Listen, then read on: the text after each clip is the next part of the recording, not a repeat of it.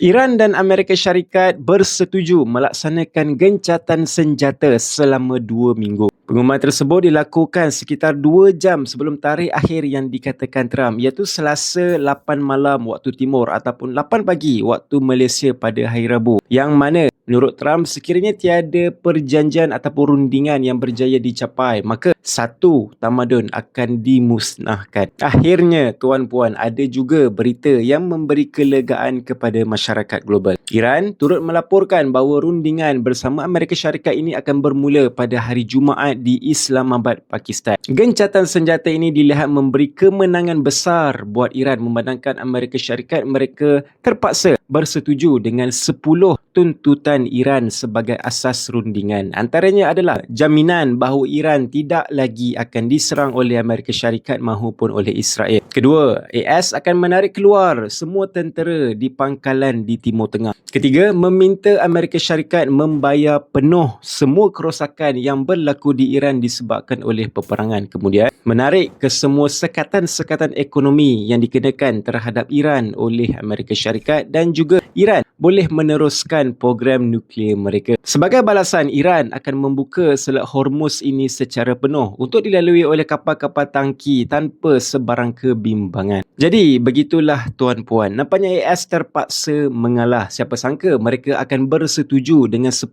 tuntutan yang berpihak kepada Iran sebagai asas rundingan. Dan pada masa yang sama, Iran juga menyatakan bahawa mereka bersedia untuk membalas sekiranya Amerika Syarikat maupun Israel tidak menghormati gencatan senjata yang telah dipersetujui.